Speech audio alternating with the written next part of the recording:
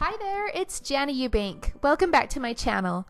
Today I have another scrapbooking process video for you, and for today's layout I am going to be featuring the Pebbles Cozy and Bright collection along with the new banner punch board by Hadfield and Pebbles. Now this is the collection by Pebbles for Christmas 2018, and it is absolutely adorable. It's got Santa, it's got elves, it's got snow globes, and it even has this funny little sloth that's hanging from a branch. And I actually love the sloth because I get really lazy at Christmas time and want to snuggle up and just, cozy up with the family by a fire, so he's the perfect little icon.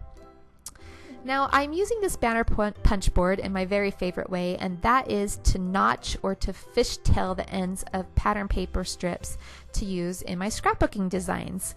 And you can see here that for today's project I'm using 1-inch strips, but this tool will handle strips up to 5.5 inches wide, which is really great. Not only can you create the notched ends, but you can feed the paper in the opposite way, like from the top, and create pointed ends on your strips as well. So that's really great. Not only do I love to use this tool in my scrapbooking, which is actually how I reach for it the most, but I do actually use it for its intended purpose and create banners with it.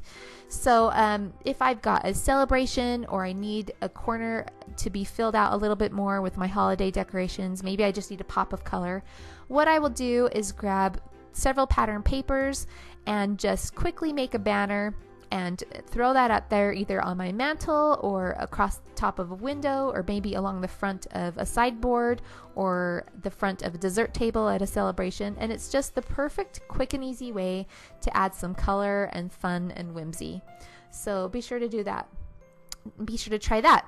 Now if you check out my website today on janayoubank.com, I have photos of this project, but I also have photos of a Christmas banner that I created with these projects, and it turned out really cute. I love these papers.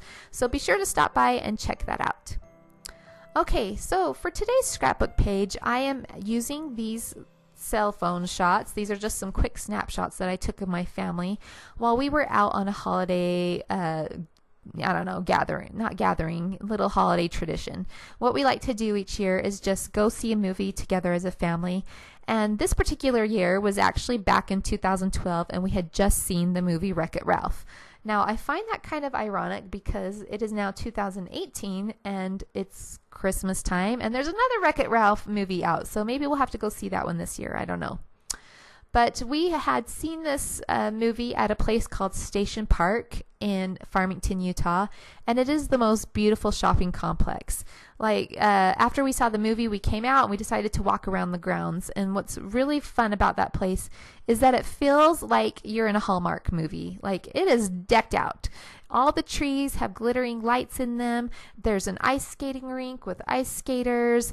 There's a water feature with, lights and fountains going off to music.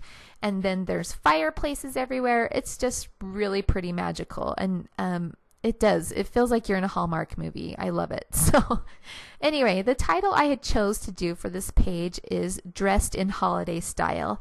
And that comes from the first line of the song Silver Bells, where it talks about city sidewalks, busy sidewalks, dressed in holiday style. And I just thought that would be perfect because that's what this place felt like. It was definitely dressed in holiday style. So I've pulled out my thicker alignment guides, and I've decided to do my title in a curve. I'm using the coordinating thickers to this collection. They're called the Maggie thickers, and they have this fun candy cane stripe, just perfect for holiday pages. So I'm using them, and you saw there a second ago that I pulled out a scratch piece of paper and wrote out holiday style, and that's so I could find the center letter for this curve and start there and then move my way down to the left and right of the curve. Now that I have that part of the title into place, I am going to come back with the die cuts and start to choose some to embellish my page with. You can see that as I placed my photos in those rows, that I didn't place them all lined up on the left or all lined up on the right or even lined up in the center. I've kind of offset them, and that was so I could create these little blank spaces on each end of the row to add some embellishment. As I flip through the die cuts, I'm trying to find some that go along with our memories of that evening. Of course, I chose Santa because they had a cute little house there, like this little cottage all set up that had Santa inside, and we went in and talked to him. So, of course, I want Santa on this page. And then I was also going to add one of these little houses because he was in that cute little house. But I tried out, and for whatever reason, it felt like it was competing with the Santa, like it was too big or something. So I opted to go with the elves instead. So I have the elf on the top row, Santa on the middle row, and then I'm going to place this tree along with an elf at the bottom. I had to use that tree because there were so many glittering, beautiful trees that night. That's just what I remember from that night. So that tree had to go on there for sure. The next thing I do is use some foam squares to pop those up into place. I don't use foam squares on the tree. I leave that flat, but I do use foam squares on each of the elves just to lift them up a little bit. After I get those characters into place, I turn my attention back to my title. You can see that the words holiday and style are in the same stickers and font, and when I do that on a scrapbook page, I like to place a sticker or something in between the two words just to make it a bit easier to read. So I pulled out the Puffy stickers, and I really liked the holly and berries on either side, and then I tried to place that gingerbread man in the center, but because I had a dark green background, he kind of blended in. It just didn't look right. So I tried the peppermint, I tried the holly and berries, and the peppermint was too close to the peppermint pattern of the letters, and then the holly and berries just didn't fit. So I pull out the cardstock stickers, and now I'm looking for another small little piece that will fit in between those two words. At the same time, I'm also looking for little companion stickers that could go next to each of these characters. And I find these little presents. So I stick that blue one up by the elf, but I decide to move that in a second because my daughter there is wearing a blue coat. And I decide that it would look better to distribute that blue and put the blue present down by Santa. And then I put the pink and red present by the elf. That worked out great because if I would have had the pink and red present by Santa, it probably would have blended in a little bit. So that just distributes the color. While I was looking at the cardstock sheet, I also pulled off these two snowflake stickers, and I used those down by the tree and elf at on the bottom row of the layout, as you can see there. Now I had stuck down this blue ornament in between the two words there, and it fit okay, but it still felt a bit crowded.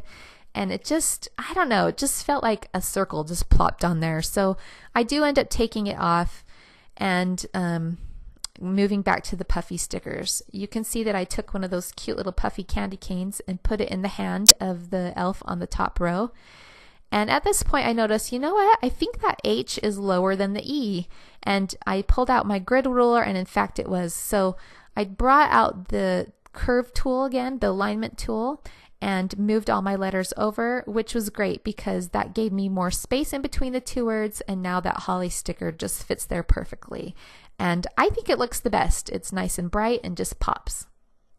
So after this, I noticed this odd space below the curved title, and I'm looking for something in the phrase ephemera pack to fill that. And this pack has a whole bunch of cute banners, and right away I find this candy cane wishes banner piece, and it's curved, and guess what?